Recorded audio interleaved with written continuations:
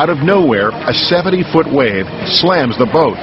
Passengers are injured, windows are broken, and 62 cabins are flooded.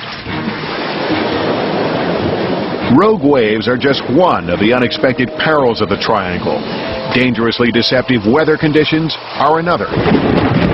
They can change very quickly, even hourly, especially in the summertime. You can get very quickly thunderstorms, squalls. An average of 5 hurricanes a year barrel through this area. Also, waterspouts, like this one on the water behind these houses in South Florida, can pop up out of nowhere. These tornadoes over water indiscriminately suck up and spit out anything in their path. The Bermuda Triangle's treacherous waves and weather may cause vessels distress, but they don't explain all the disappearances or answer the perplexing mystery of why so many, like the Mariner, vanish without a trace.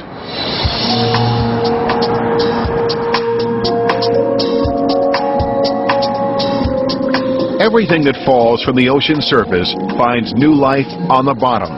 The target that casts such a promising shadow on the sonar screen looks quite different up close, encrusted with coral and teeming with sea life. 4 feet wide and 8 feet long, the target Andrew Driver has located rises about 3 feet off the ocean floor. It looks man-made, but what is it? Knocking away the decades, Andrew began searching for something recognizable on this fragment from another time. In the dim light of the ocean depths, he hopes to find a serial number, an emblem or seal, anything that might reveal the artifact's origin. After examining the target for 20 minutes, Andrew returns to the surface with news our team anxiously waits to hear. Have they, at long last, found the missing Mariner?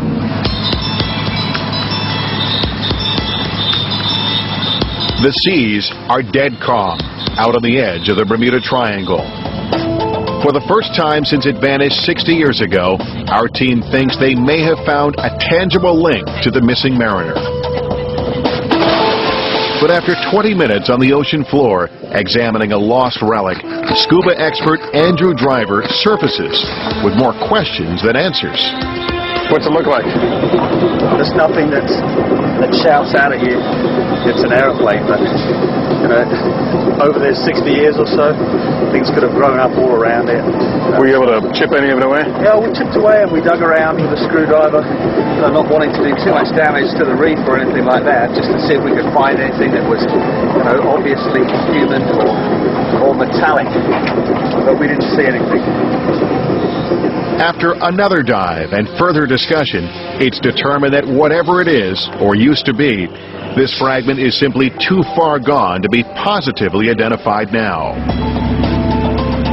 With miles of ocean bottom still to be surveyed, expedition leader David Bright decides to press on, confident that the large debris field he's looking for will soon be found. But those who've had close calls in the Bermuda Triangle say mere science and logic cannot fully explain what happens here. Some insist there is something otherworldly going on.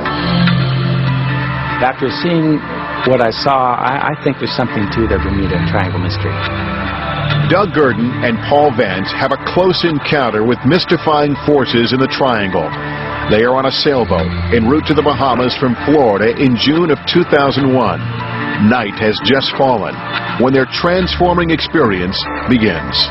When we were about 12 miles offshore, during our trip, I've been watching the sky and watching the airplanes go over going into Miami. I watched one particular light, and it came across the sky, and then it stopped. What happened next was that this cloud and this light slowly turned into a swirling mist and started revolving very slowly, and was mesmerized by this. Obviously, it was something I had never seen before.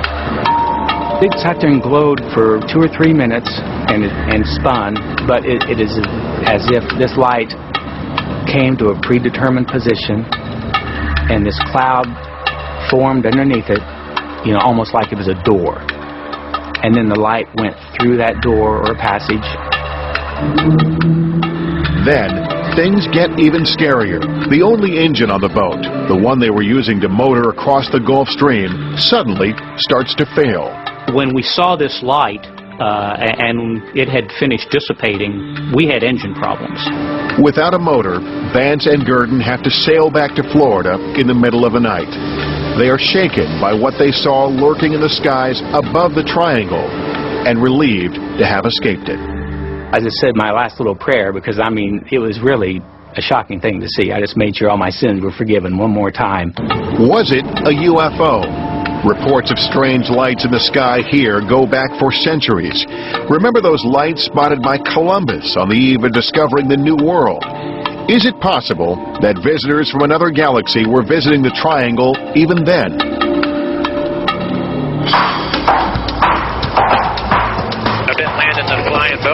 Pilot Bruce Gernon has a UFO experience while flying in his plane off the coast of Florida.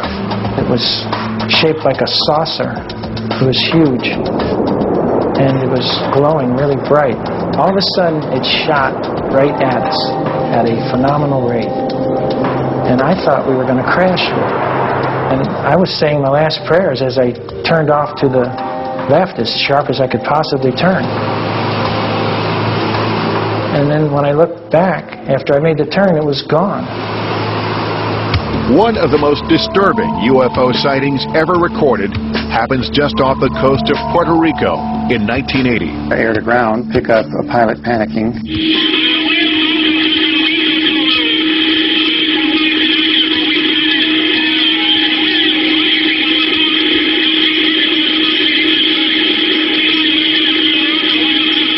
His name is Jose Maldonado Torres.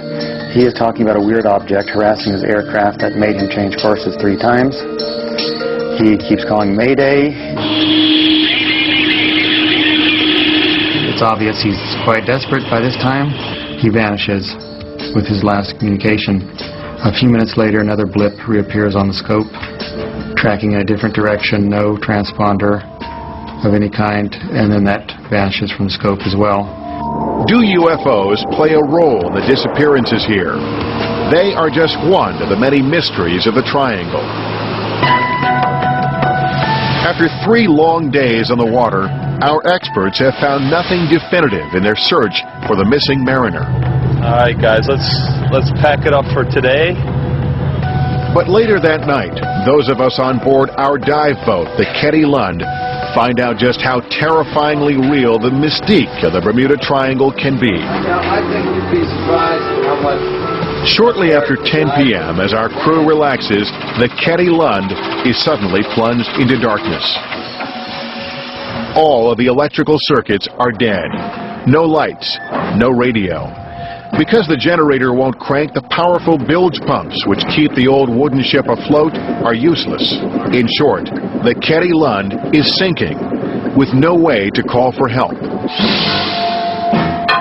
It is after midnight before Captain Eric Smith and our crew are able to raise the ship's massive anchor and get the engine started. Iron ho!